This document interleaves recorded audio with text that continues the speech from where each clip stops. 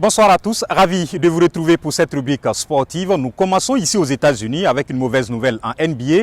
L'ailier vedette des Lakers, Anthony Davis, sorti prématurément lors du match perdu à Denver 122-105, souffre d'une élongation au mollet droit et sera absent durant 2 à 3 semaines, comme l'avait annoncé dimanche son entraîneur Frank Vogel. Davis a réaggravé sa blessure au pourtour de son tendon d'Achille droit, initialement affecté par une tendinite. Les Lakers devraient finir sans lui la première partie de la saison, soit 9 matchs jusqu'à la pause du 3 mars, qui les verra notamment recevoir le rival de l'Est, Brooklyn, jouer une revanche de la dernière finale contre Miami et se déplacer à Utah, actuel leader à l'Ouest. Athlétisme, les Jeux Olympiques de Tokyo reportés à cette année sont prévus pour débuter le 23 juillet prochain au Japon. Nous en parlions la semaine dernière. Certaines équipes, comme celle du Soudan du Sud, étaient déjà sur place avant même le report des Jeux pour se préparer. D'autres, à l'image de celle éthiopienne, s'apprêtent à domicile. Les athlètes éthiopiens ont été réunis dans des hôtels d'Addis Abeba et s'entraînent au quotidien pour la compétition, tout en faisant l'effort de respecter les mesures imposées à cause du Covid-19. Suivez.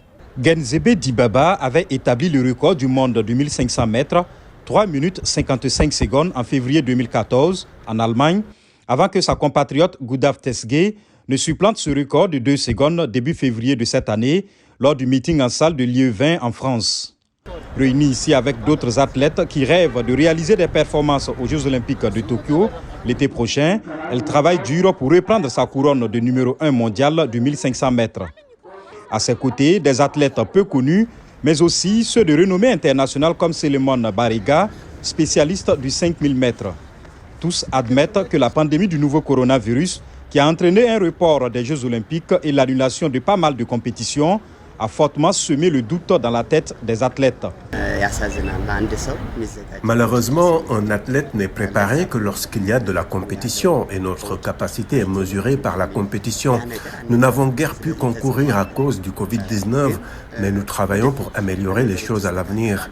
La pandémie de coronavirus nous a fait beaucoup de mal.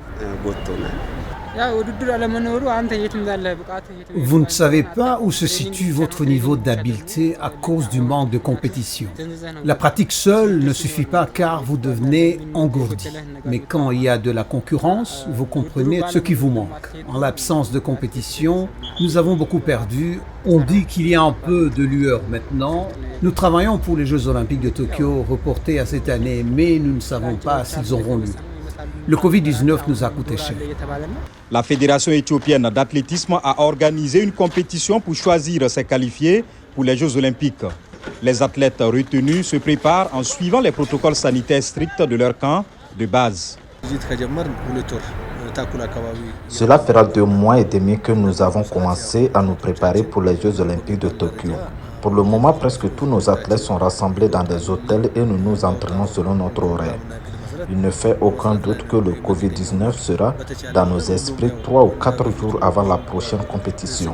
Mais, sans tenir compte du Covid-19, nous nous préparons pour les Jeux Olympiques de Tokyo qui auront lieu cette année. Les autorités japonaises ont assuré que les Jeux débuteront bien le 23 juillet prochain, même si une enquête a révélé que bon nombre de Japonais souhaitent un nouveau report ou l'annulation pure et simple des JO.